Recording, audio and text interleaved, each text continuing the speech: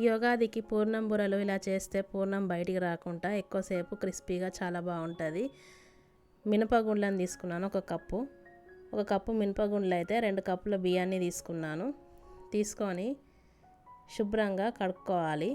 వీటన్నిటిని కలిపి 3-4 సార్లు శుభ్రంగా కడుక్కొని మంచినీళ్ళు పోసుకోవాలి. ఈ పప్పు నైట్ నానబెట్టుకున్నాను నేను. నైట్ అంతా నాననివ్వాలి. దీంతో అట్టుగానే ఇడ్లీ రవ్వ కూడా తీసుకోవాలి. తీసుకొని వేరే బౌల్లో 1 కప్పు ఇడ్లీ రవ్వ తీసుకొని మంచి శుభ్రంగా కడుక్కోవాలి. కడుక్కొని నీళ్ళు వంపేసుకోవాలి. ఇలా నీళ్ళు వంపేసుకుంటే రవ్వలో ఉన్న డస్ట్ ఏమైనా ఉంటే వెళ్ళిపోతుంది నీళ్ళతో సహా. ఇలా నీళ్ళు డ్రైన్ చేసుకొని నైట్ అంతా అలా వదిలేయాలి. మంచిగా నానుతుంది. తెల్లారేసరికి ఇలా నానిపోయింది. తెల్లారిన తర్వాత ఇలా నానాక పిండిని పట్టుకోవాలి. ఈ పప్పులన్నీ మిక్సీ జార్లో వేసుకొని దోశ పిండిలాగా కాకుండా ఇడ్లీ పిండిలాగా కొంచెం చిక్కగా పట్టుకోవాలి. నీళ్ళు కొద్దిగా వేసుకోవాలి చూసుకుంటూ. కొద్దిగా వేస్తూ పట్టుకోవాలి. ఒకటేసారి పోయొద్దు, నీళ్ళు పల్చగా అయిపోతుంది మళ్ళీ. ఇలా చిక్కగా ఉండాలి, ఏలుకు అంటేటట్టు ఉండాలి పిండి, జారుడుగా కాకుండా. ఇలా పట్టుకున్నాక నైట్ అంతా నానబెట్టిన ఇడ్లీ రవ్వని ఇందులో వేసుకొని కలుపుకోవాలి. ఇడ్లీ రవ్వ వేయడం వల్ల ఎక్కువసేపు పూర్ణం బూరెలు చాలా క్రిస్పీగా ఉంటాయి, చాలా టేస్టీగా కూడా ఉంటాయి. రంగు కూడా మంచి రంగు వస్తుంది పూర్ణం బూరెలకి. ఇలా మొత్తం కలుపుకొని ఒక 5 నిమిషాలు ఇలా బీట్ చేసుకోవాలి. చేసుకొని ఒక 3 గంటలు పక్కన పెట్టుకోవాలి. 3 గంటలు పక్కన పెట్టుకుంటే ఈ కలిపిన పిండి మంచిగా నానుతుంది. వెంబడే వేసుకోకుండా ఒక 3 గంటలు పక్కన పెట్టుకోవాలి ఈ పిండిని. అంతలోపు శనగపప్పు 2 కప్పులు తీసుకొని శుభ్రంగా వాష్ చేసుకోవాలి. వాష్ చేసుకొని ఒక గంట పాటు నాననివ్వాలి పప్పుని.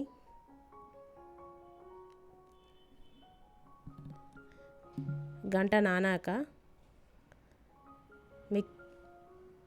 ప్రెషర్ కుక్కర్లో వేసుకోవాలి.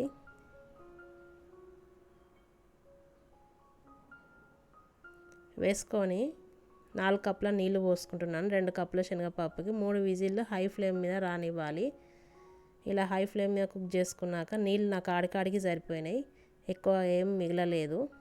ఇలా కొంచెం స్మాష్ చేసుకోవాలి పప్పు. స్మాష్ చేసుకొని ఇందులోనే బెల్లం వేసుకొని ఉడికించుకోవాలి చిన్న మంట పైన. ఇలా స్మాష్ చేసుకున్నాక 2 కప్పుల శనగపప్పుకి 2 కప్పుల బెల్లం వేస్తున్నాను. కొంచెం స్వీట్ ఎక్కువగా తినే వాళ్ళు అయితే ఇంకొక అరకప్పు ఎక్కువగానే వేసుకోవచ్చు. ఇలా బెల్లం వేసి చిన్న మంట పైన ఉడికించుకోవాలి. బెల్లం కరిగే కొద్దీ జారుడుగా అయిపోతుంది పప్పు. నెయ్యి వేసుకోవాలి. నెయ్యి వేసుకొని కలుపుకోవాలి. దగ్గర పడేంత వరకు కలుపుకోవాలి చిన్న మంట పైన పెట్టి. ఫుల్ పెడితే మాడిపోతుంది తొందరగా. తర్వాత ఇలాచి పొడి వేసుకోవాలి. ఇలాచి పొడి వేసుకొని కలుపుకోవాలి.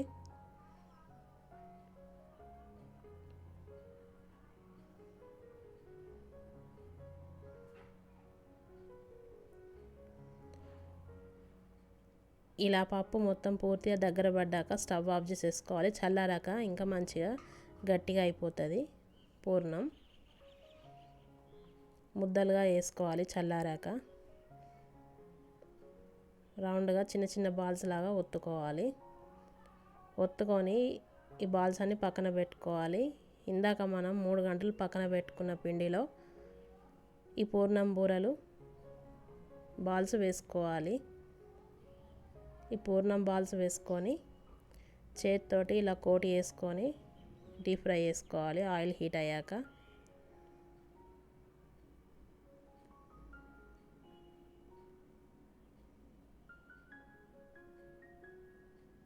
ఇలా వేడి నూనెలో వేసుకొని స్టవ్ చిన్నగా పెట్టుకోవాలి. ఒక 2 నిమిషాలు చిన్నగా పెట్టుకోవాలి. తర్వాత హై ఫ్లేమ్ మీద కాల్చుకోవాలి. ఇలా చేయితోటి వేసుకోరాని వాళ్ళైతే స్పూన్ తోటి కూడా వేసుకోవచ్చు.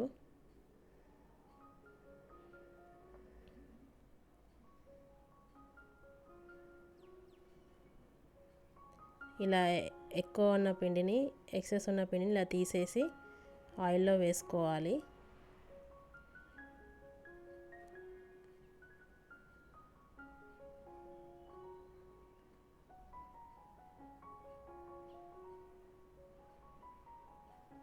ఆయిల్లో వేసుకొని మంచిగా కాల్చుకోవాలి, రంగు మారేంత వరకు కాల్చుకోవాలి.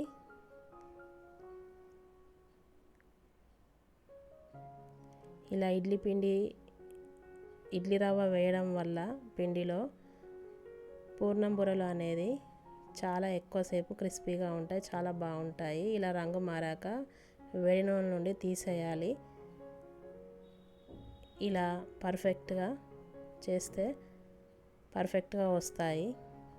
ఎక్కువసేపు క్రిస్పీగా కూడా